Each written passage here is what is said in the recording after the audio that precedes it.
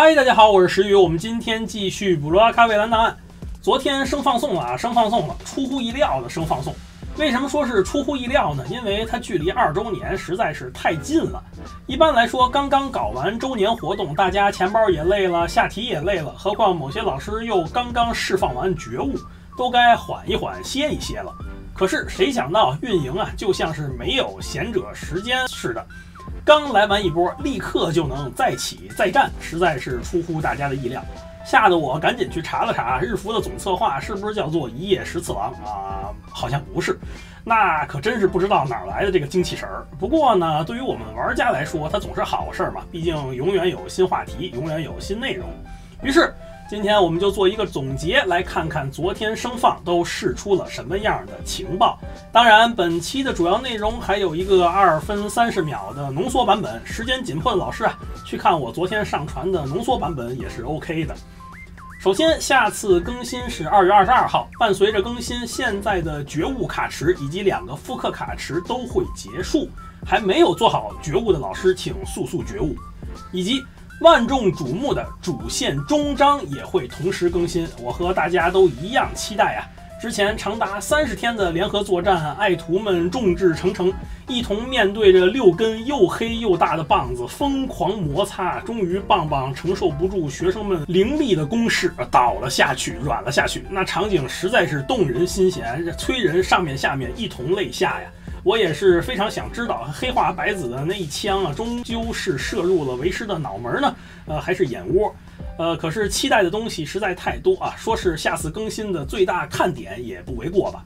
同时，下次更新还会把占领战搬回舞台，叫做 AHA 占领战。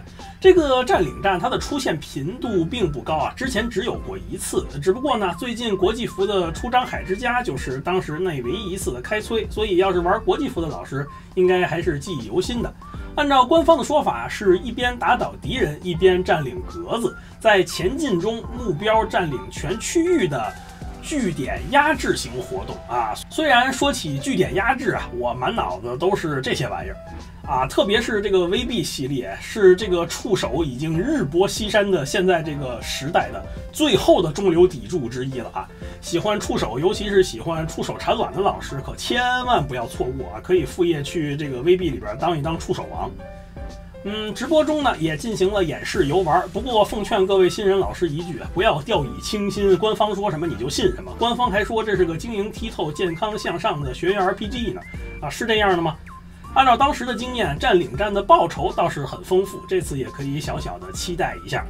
之后便是大家都关心的卡池情报了。纳吉萨，你终于来了啊！虽然仅仅是名字一样，但是纳吉萨这个名字总让我想起年轻的岁月呀，哭。那个时候我还是一个看克莱奈特还会哭的青涩少年，哎呀，这都是美好的回忆了。二次元我一定会带着走到坟墓里的。那回到正题啊，我们看一看纳吉萨的技能介绍。由于没有具体数值，下面我简单翻译一下，并且说一下我的预测而已。等到正式时装会做详细的分析。Nagisa 是后排角色，却是一个 attacker。乍一看呢，和 Hibiki 的很多技能啊都很相似，是一个 Hibiki 的特化版本。攻击特化了对红色装甲的加成，回复呢特化了31学院的加成，就连副技能的增加会心伤害率啊，也是红色攻击的队友的加成。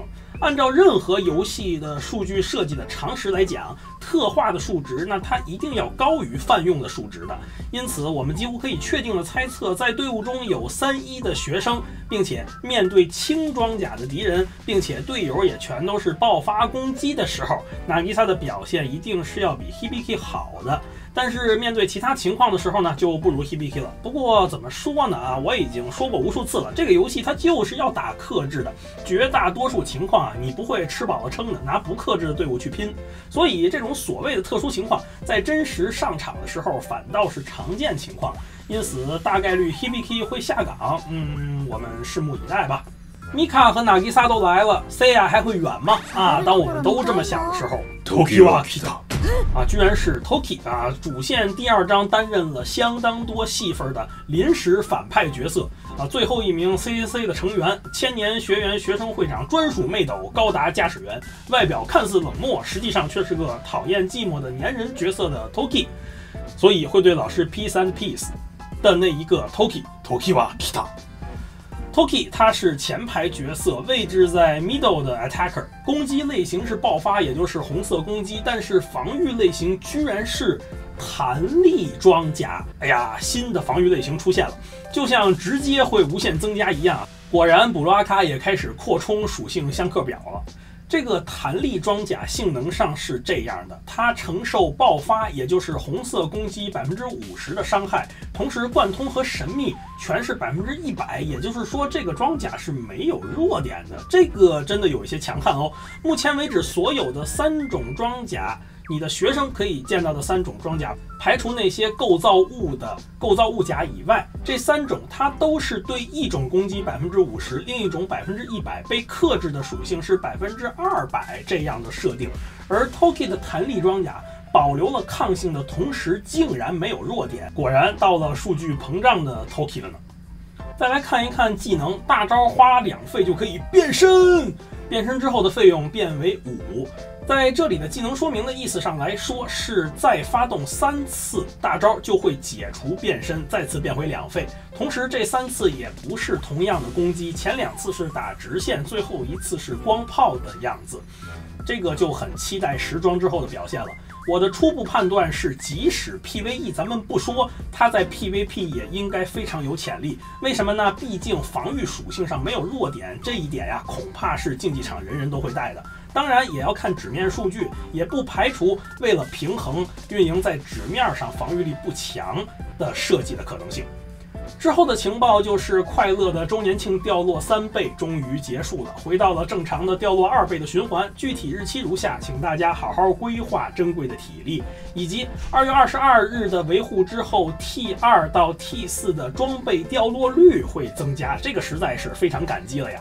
这个游戏的高等级装备升级是需要少量低等级装备的设计图的啊，很多时候高等级不缺，反而是低等级非常缺，结果导致本人不得不跑到小卖部去找大奔头，用熟练证书换这些低等级的设计图。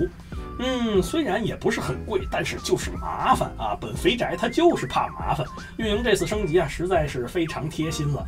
具体的掉落提升的概率呢，还是要等实测，我们就等待并心怀期望吧。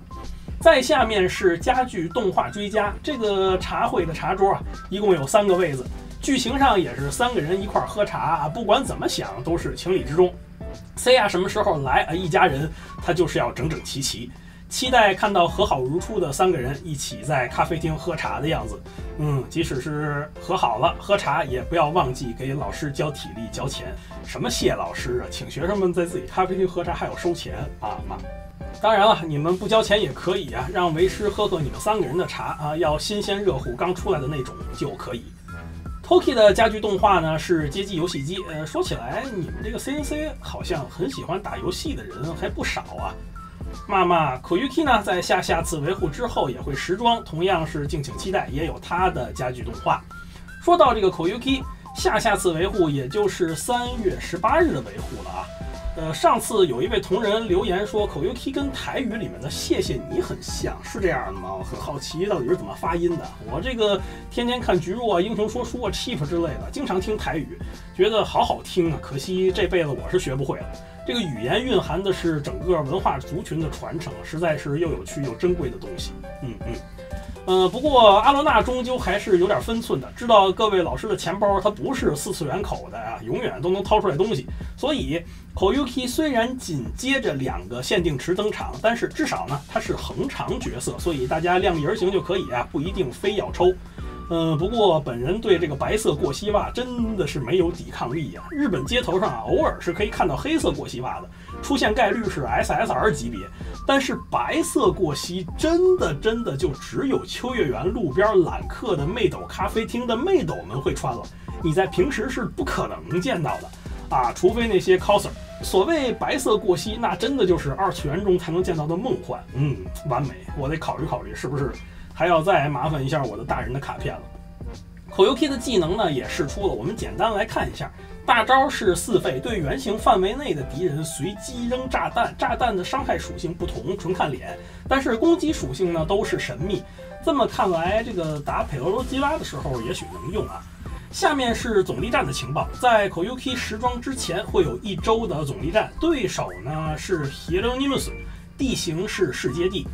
不过这个 Hieronymus 啊，自从水大叔登场以来就被大家按在地上摩擦呀，资深的老师呢已经把它当成竞速游戏来打了。可是运营总不会让大家失望，这一次居然增加了新难度。以往的 Insane 之后增加了 Torment 级别，毕竟等级上限也提高了，这也是在所难免的事情嘛。这个最新难度会是什么样子？到底有多少个位置几乎固定？如果没有某一些学生根本就打不了呢？这些情报直到真正开打之前，那都是不得而知的。好在运营良心，它真的是良心啊！为了照顾我这一类躺平玩家，随着更高难度时装的同时，以后的总力战的奖励级别也将大大扩充。首先，第一段位白金从1到1万名，现在增加了5000人。第二段位呢，增加了15000人，第三段位直接增加了4万人，太感激了啊！我只希望挤进白金，这个冲榜的事情呢，还是交给各位大佬吧。因此，总的来看，这次总力战排名系统和难度系统的更新呢，既给了大佬老师们挑战自我的机会，又对躺平族时雨非常友好，实在是让我毫无怨言啊。最后是一些没有确定何时追加的情报。包括普通难度的任务增加额外关卡，据说可以掉落强化素材，对于缺强化素材的老师来说呢，可以说是福音了。以及第22区域也要追加了，还有每天的上课板块会增加 DU 区域，前段时间刚刚追加了百鬼夜行的区域，现在很快就要有新地区了，这个挺勤快的。最后就是竞技场的重置以及地形变更了。对于我等普通老师来说呢，那就是再收获一波石头的机会，非常美味。以及一些杂项，比如新任教师 Guide Mission 要重做了，各位不知道还记不记得啊？就是获得 Nonomi 的那个 mission， 那个任务，大家当初都经历过的新手任务，现在感觉已经是记忆深处的玩意儿了。以及过去开催过的 Guide Mission 呢，也会常驻，据说不是一口气全部常驻啊，而是按照当时的开催顺序来的。已经完成了的老师会不会再给一次机会就不清楚了。还有就是已经复刻过的任务也要常设化，这个其实咱们可以参考一下 Polycone， 就是公主链接 PCR 了。毕竟1年它只有365天，游戏开服时间久了以后，同一个时间段呢，不可能一直复刻同一个任务，所以大多数活动复刻一次之后啊，就会进入常设阶段了。这也说明我们蔚蓝档案在健康的成长是件好事儿。最后是这次的生放送，会送给大家一坨美味的报酬。要注意的是，只要你在2月25号之前开始游戏，就都可以获得包括1200石头在内的奖励，以及你要是3月1号之前开始游戏呢，还会再附赠一个推特60万关注的10连券。有着这些加持啊，最近刷初始估计都要轻松许多。好了，以上就是这次生放送内容的整理了，实在是情报量不少啊，让人挖苦，我的这个语速也变快了好几倍，我都已经忍不住要疯狂购入，大大夸赞运营的卖力程度了呀。只要不低头看看自己大人卡片的账户余额的话。好了那么这期就到这里了，如果喜欢呢，可以订阅频道，我们下期再见。